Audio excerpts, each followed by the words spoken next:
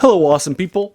I hope you're having a great day today. Today we're taking a look at the 270-page novel. It's the first part of this Return to Lankhmar collection that republishes the things that are published in the Fafhrd and Gray Mouser series by Fritz Leiber, called the Swords of Lankhmar. It's 270 pages long. I knocked it out with about 54 pages a day over 5 days to knock it out pretty quickly for you folks, and therefore knock out the first half of this book, which I'll link you to in the comments below for you folks. It is a rewriting of a novella that was previously written in this series. The series got started off in 1939 with a short story called Two-Sided Adventure, and Fritz Leiber was publishing in this series heavily, as well as other things too, up through the early 90s when he died in 1992. So he was published in every decade from there and so forth. And this series in particular is heavily influential, so we're going back and doing a deep dive into it for you folks, and I knocked out this novel for the second time. Swords of Lankhmar for you folks. Now you can tell, so what am I giving this out of a 10? As again, my reviews are spoiler free, but I'm going to be giving this probably more like a 7 out of 10 rather than the higher ones that some of us fans might expect. And the reason why is because by taking a novella and growing it into a novel, the problem is that it just doesn't feel a novel length story. I would have rather have read a brand new novel than read the novella too. It doesn't have this epic feel to it that a novel would have for you folks. It just doesn't have, if I'm going to spend 5 days, and like an hour and 40 minutes each day for the first 3 days, and then 2 hours the last 2 days. If I'm going to spend 5 days reading a novel, it should feel like a novel, right? In terms of what's happening and so forth. And this just doesn't have that sort of a scale, if you will, as a result. So I'm only giving this a 7 out of 10 for that reason for you folks. But it's well written. It's got some funny moments to it. He said got a lot of dark humor in this stuff, and this series has a lot of funny moments for you folks.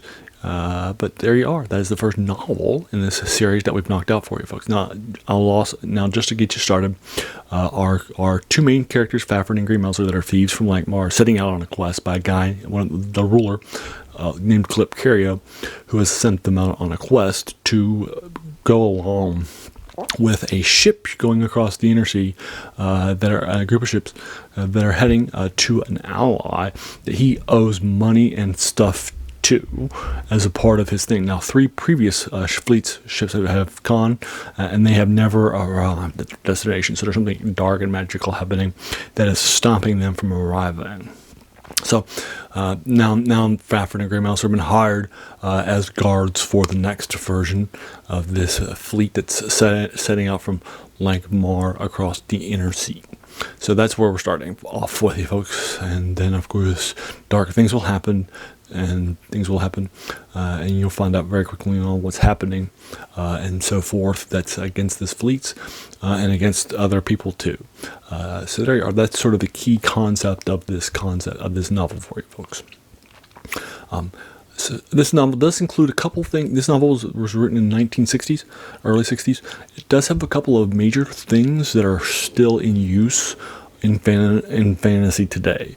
One is the were-rat. I had never encountered a were-rat before this, so I think that, I don't know if this is where he came up with the idea of a lycanthrope being matched to a rat, but that is a key concept that's introduced here in this novel. Another one are the fire beetles that are light underground, and they're kept in cages, and they provide light underground, which are a Dungeons and Dragons monster that are in the role-playing game Dungeons and Dragons. That was introduced in the 70s for you folks. So those are both key things that I think they're taking their inspiration from. And modern fantasy has lots of were-rats running around. It's a very common fantasy monster, and this is the first time I found it. So it might be the first instance, or maybe it was 1 or 2 earlier, but this might also just be the codification, right? For example, in the traditional sort of murder mystery style of writing, right?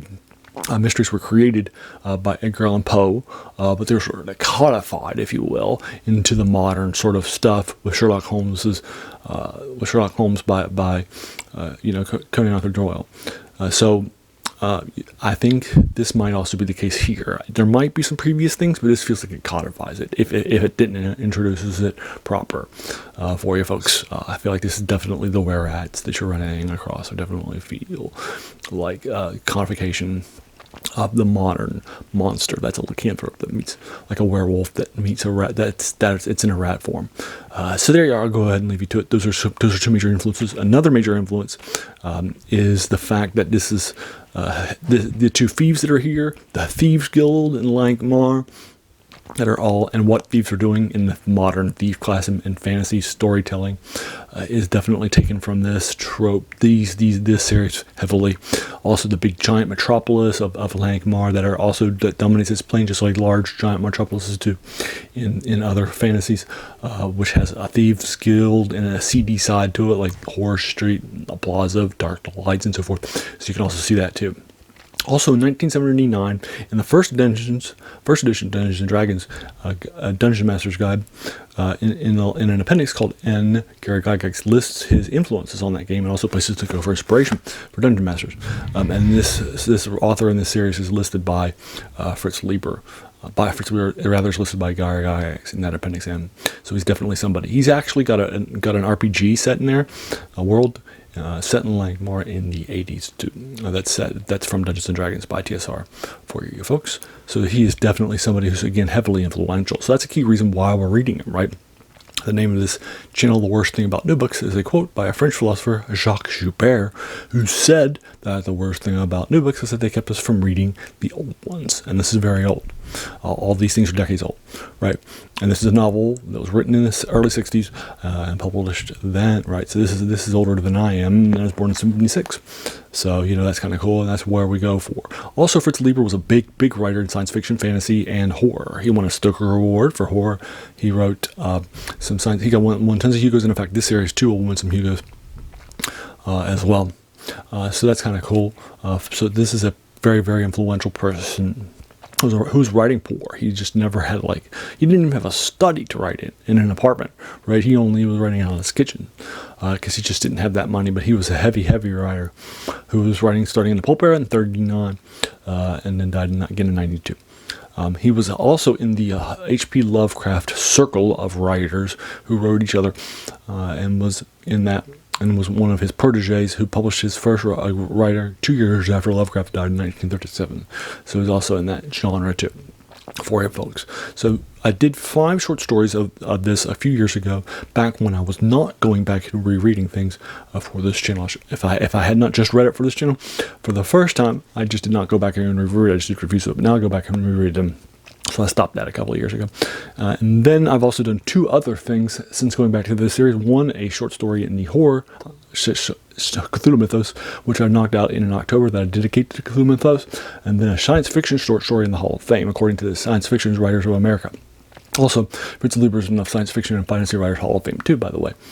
So there you are. I'll go ahead and leave you to it. Have you read the novel, The Swords of Lankhmar by Fritz Leiber? If so, what did you think about it? Let's talk about it in the comments below. If you enjoyed this, why not hit that subscribe button, because there's going to be a lot more of these to follow.